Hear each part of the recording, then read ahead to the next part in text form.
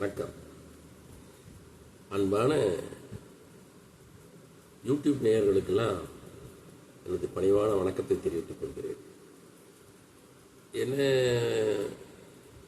உங்களுக்கெல்லாம் ஞாபகம் இருக்கும், ஏன்னா நான் அடிக்கடி யூடியூப்பில் பதிவுலாம் போடத்தான் செய்கிறேன். நான் என்னுடைய ஃபேமிலி பேக்ரவுண்டாக ஏற்கனவே சொல்லியிருக்கேன். இருந்தாலும் கப்பலோட்டி தமிழர் வஉசி அவர்களுடைய சம்பந்தமொழி பேரன், மதுரை ஆதீனம் அவர்களுடைய மருமகன், ஒரு எம்இ சிவில் இன்ஜினியரிங் பட்டதாரி, ஓய்வு பெற்று இருக்கேன். இப்போ இந்த நேரத்தில் உங்களுக்கு அரசியல் பற்றி தானே பேச வேண்டியிருக்கு. இப்போது எல்லாரும் ஓட்டு போட்டு விஜய் அவர்களை தேர்ந்தெடுத்தாங்க. அவர் இப்போ முதல்வராக பதவியில் ஏற்றார். அப்போது இந்த நிலையில் அவர் சில ஆலோசனை செய்யணும். அது எப்படின்னு கேட்டிங்கன்னா, அவர் ஒரு தீய சக்தி அப்படின்னு திமுகவை சொல்லி அதன் மூலமாக ஒரு எதிர்ப்பு அலைகளை அவர் பக்கம் இழுத்தாருங்கிறது எல்லாருக்கும் தெரிஞ்ச ஒன்று தான். அது மட்டும் இல்லாமல் இந்த ஜோதிடர் சொல்கிறாங்க பார்த்தீங்களா, அது நீசபங்க ராஜயோகம் அவருக்கு இருக்குது அப்படின்ட்டு. அது நீசபங்க ராஜயோகமாக என்னவோ அது ஒரு பக்கம் இருக்கட்டும். அவர் ஒரு நீசத்தனமான காரியம், ஆமாம் அதுதான் நீசத்தனமான காரியம் என்னன்னு கேட்டிங்கன்னா, குழந்தைகள் கையிலலாம் விசிலை கொடுத்து குழந்தைகள்கிட்ட உங்கள் அம்மா அப்பா எல்லாம் ஓட்டு போட சொல்லுங்கள் அப்படின்னு சொன்னது ஒரு நிசத்தனமான காரியம்தான். அதை சொல்லி அதை குடும்பத்தில் பங்கத்தை வரவழைச்சு அதன் மூலமாக இன்றைக்கி ராஜயோகம் வாங்கிட்டார். அதுதான் நீசபங்க ராஜயோகம். ஜோதிடருக்கு தெரியும், நீசன் என்ற ராசிநாதன் லக்கண கேந்திரத்திலேயோ ஆட்சி உச்சம் பெற்றா நீசபங்க ராஜயோகம்னு சொல்லுவாங்க. அப்படி பார்த்தா நீசபங்க ராஜயோகம்னு எத்தனை பேர் இருக்காங்க, அதெல்லாம் ஒரு வகை இருக்கட்டும். இப்போ எப்படியோ ஆட்சிக்கு வந்துட்டார். இது எதுக்கு சொல்ல வந்தேன்னா, அவர் எதை தீய சக்தின்னு சொன்னாரோ அந்த கூட்டணியினுடைய ஆதரவோடு தான் ஆட்சி அமைக்க முடிஞ்சது. இப்போ இதுவும் ஒரு மதில் மேல் போன மாதிரி தான் இருக்குது. சரி, இப்போ சூழ்நிலைய அதிமுக அது ரெண்டாக பிரிஞ்சு அது ஒரு புது கட்சியாக உருவாகி அவர் கூட சேருதுன்னு பார்த்தாலும் அது மக்களுக்கு செய்கிற துரோகம்தான். இப்போது அவர் கவனிக்க வேண்டியது என்னென்னா, 33% ஓட்டு போட்டு நம்மளை முதல்ல தேர்ந்தெடுத்திருக்காங்கன்னு நினச்சாலும் அவருக்கு எதிராக 67% பேர் இருக்காங்கங்கிறத மனசில் வச்சுக்கணும். அப்படி இருக்கும்போது அவருடைய செயல்பாடு குறைஞ்ச காலமாக இருந்தாலும் நல்ல ஒரு மாற்றத்தை கொண்டு வரலாம். அது முடியாதுன்னு நான் சொல்ல வரல. அவர் சமீபத்தில் ஒரு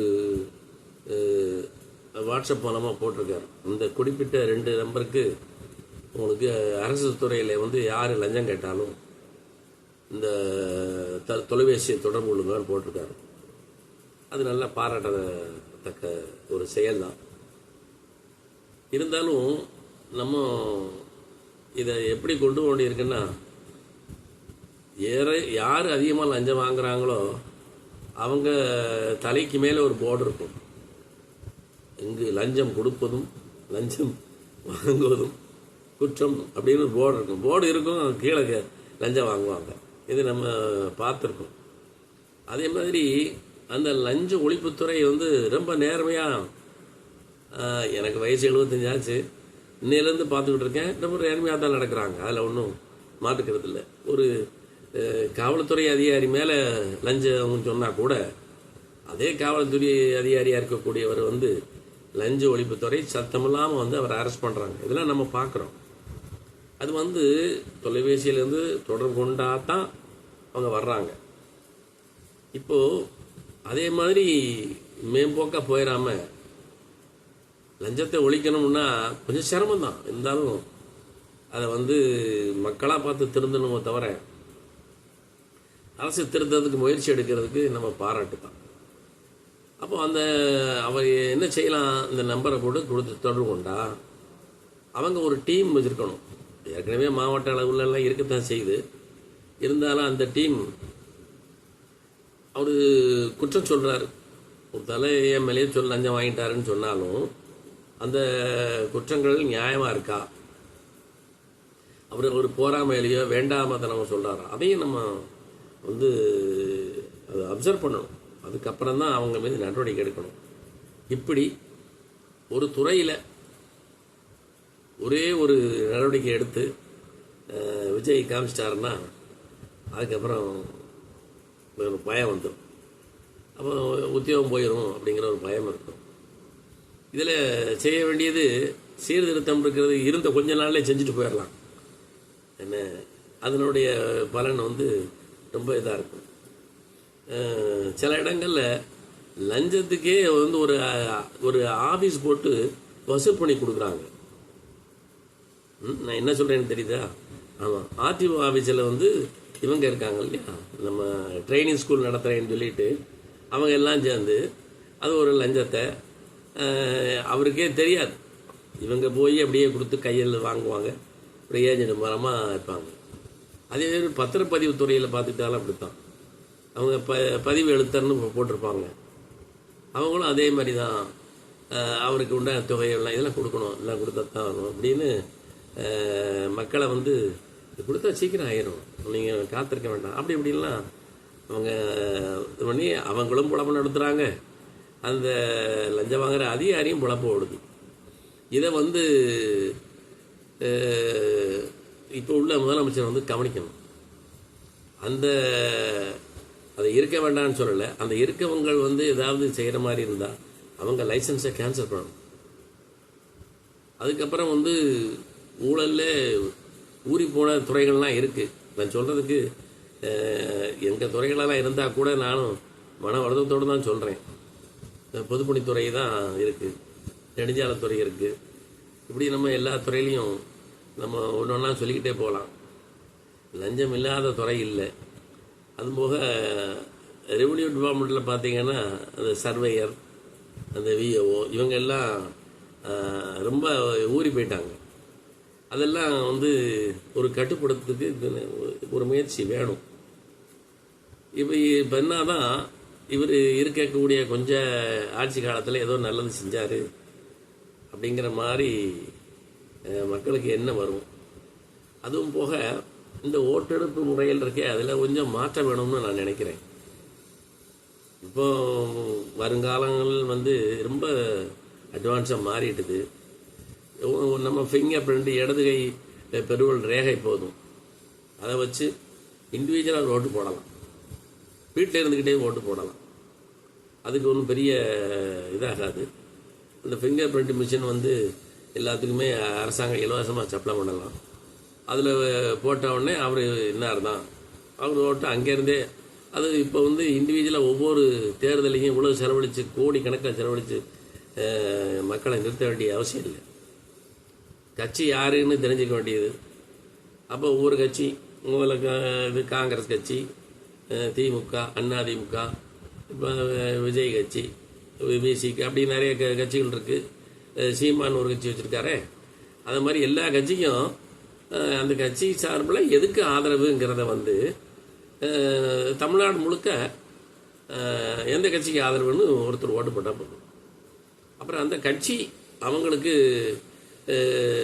செலக்ட் பண்ணி, அவங்களா கட்சிக்காரங்களாக செலக்ட் பண்ணி ஒரு ஆளை நிர்வாகத்துக்காக அவங்க இந்த எம்எல்ஏ இந்த மாதிரி உருவாக்கிக்கிடலாம். இப்படி ஒரு சட்ட திருத்தம் கொண்டு வரணும். ஏன் சொல்கிறேன்னு கேட்டிங்கன்னா, இப்போ எல்லா கட்சியும் ஒரு பர்சன்டேஜ் வாங்கியிருக்காங்கன்னா அப்போ அதன்படி அந்த சதவீதத்தின்படி ஒரு கூட்டணி ஆட்சியை ஏற்படுத்திட்டா ஒரு பயம் இருக்கும் எல்லாருக்கும். சரி, நம்ம இன்னைக்கு நம்மளுக்கு கொஞ்சமாக வந்திருக்கோம், அடுத்த கொஞ்சம் நல்லது செய்யணும், அதனால நம்மளுக்கு ஓட்டு போடணும் அப்படிங்கிற எண்ணம் அவங்களுக்கு வரும். இப்போ மாதிரி இந்த குதிரை பேரம்லாம் பேசுகிறாங்க இல்லையா, அதெல்லாம் நடக்க வாய்ப்பு கிடையாது. அது மாத்திரம் கிடையாது, சாதாரணமாக 33% ஓட்டு வாங்கிக்கிட்டு நாங்கள் ஓட்டு போட்டோம், நாங்கள் ஓட்டுட்டோம், அவர் ஒரு நாள் முதல்வர் இருந்தால் போதும்னு பேசுகிறாங்க. நானே காதில் கேட்குறேன். ஆனால் 67 பேர் எதுக்கு போட்டிருக்காங்கிறத வந்து அவங்களுக்கு உணரலையே. அப்போ இந்த நிலைமை நம்ம மாறணும்னா இது அப்போது நான் என்ன சொல்கிறேன், அந்த 67 பேர் வந்து தமிழ்நாட்டுக்காரங்களா இல்லைன்னா பாகிஸ்தான்லேருந்து வந்தாங்களா? இல்லை இல்லையா, அவனும் தமிழ்நாட்டுக்காரன் தானே ஓட்டு போட்டிருக்கான். அப்போ யார் ஆட்சி பண்ணுறதுங்கன்னு ஒரு பிரச்சனை வருது இல்லை. அதுக்கு பதிலாக கூட்டணி ஆட்சி தான். யார் யாருக்கு எத்தனை பர்சன்டேஜ் வந்திருக்கோ அதுபடி ஒரு ஆட்சி அமைக்க சட்டத்தை திருத்தணும். நம்ம நீதி அரசர்கள்லாம் ஒரு வேளை இந்த வீடியோவை பார்க்கலாம். அவங்களுக்கெல்லாம் என்னுடைய கோரிக்கை அதுதான், அடுத்த சட்டத்தை திருத்தணும். அம்பேத்கர் எழுதின பிறகு சட்டத்தை யாராவது திருத்திருக்காங்களா? திருத்தத்துக்கு ஏற்பாடு பண்ணுங்க, அதைத்தான் செய்யணும். அப்படி நடந்து நம்மளுக்கு மக்களுக்காக எல்லாம் சொன்னோம் அன்னைக்கு, for the people, by the people, of the பீப்புள்ட்டு எல்லாம் வந்து 75 வருஷமும் வீணாக போனது தான் மிச்சம். ஏதோ சொன்ன மாதிரி வெள்ளைக்காரங்கிட்ட இருந்து கொள்ளைக்காரங்கிட்ட ஆட்சியை கொடுத்த கதையில் இன்னைக்கு மாறிக்கிட்டு இருக்கு. அதனால் இந்த சட்ட திருத்தத்தை கொண்டு வந்து நம்ம நீதி அரசர்கள் வந்து இதுக்கு உண்டான ஆலோசனையை செய்யணும்னு அந்த நேரத்தில் நான் கேட்டுக்கிறேன். வீட்டில் இருந்து அந்த எலக்ட்ரானிக் ஓட்டிங் மிஷின்லாம் வேண்டாம், அந்த ஓட்டிங் மிஷினில் ஏதோ பண்ணுறாங்க அப்படிங்கலாம் நான் கேள்விப்பட்டிருக்கேன். இப்போ எனக்கு சாமானியனுக்கு தெரிகிற விஷயம் வெளியே தெரியாமல் இருக்காது இல்லையா. ஓட்டிங் மிஷினில் முதல்ல போடும்போது செக் பண்ணும்போது சரியாக இருக்குமா, அதுக்கப்புறம் 2 கிலோமீட்டருக்கு அந்த பக்கத்தில் அதில் ஒரு சிப் வச்சுருப்பாங்களாம், அதிலேருந்து கண்ட்ரோல் பண்ணுவாங்களாம். எதுக்கு ஓட்டு விழுந்தாலும் அதுக்கு விடுற மாதிரி செய்ய முடியுமா, இப்படிலாம் பேசப்படுது. இப்போது வளர்ந்த நாடுகள்லாம் கூட இந்த ஓட்டிங் மிஷினை வந்து நிறுத்திட்டாங்க. அப்படி இருக்கும்போது நம்ம இதை ஏன் நம்பணும்? முன்னுதாரணமாக இருப்போமே. நம்ம வந்து ஆதார் மாதிரி என்னுடைய இடது பெருவல் ரேகையை வச்ச உடனே எனக்குள்ள இது ஓப்பன் ஆகணும். அதனால் யாருக்கு எந்த கட்சிக்கு ஓட்டு போடுறனோ ஓட்டு போட்டுற வேண்டியது. இப்படி வந்து மாற்றம் கொண்டு வந்து ஏற்பாடு பண்ணணுங்கிறது இந்த நேரத்தில். இப்போ ஒரு தேர்தலுக்கு செலவு எத்தனை கோடி செலவாகுது. இது திரும்ப 6 மாதத்துக்கு ஒருக்க நடத்தினா, இந்த எலெக்ஷன் நடத்தினா என்னத்துக்காகும்? எப்படினாலும் மதிமேல் புனையாக தான் இருப்பாங்க. அவங்க ஏதாவது ஒன்று கேட்கலைன்னா காலை வாரி விடுவாங்க.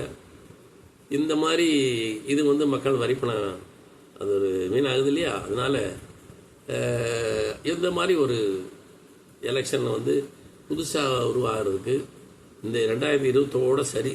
இனிமேல் நான் சொல்கிறத தயவுசெய்து, எனக்கு 75 வயசாச்சு, இன்னும் அடுத்த எலெக்ஷன் வரைக்கும் இருப்பேனா பேசுவேனான்னு கூட சொல்ல முடியாது. அதனால் இதை எல்லாரும் கவனத்தில் வந்து ஒரு சட்ட திருத்தத்தை கொண்டு வந்து எல்லாரும் அவங்கவங்க வீட்டில் இருந்தே கைரேகை மூலமாக ஓட்டு போடணுங்கிற ஒரு முறையை ஏற்படுத்தணும்.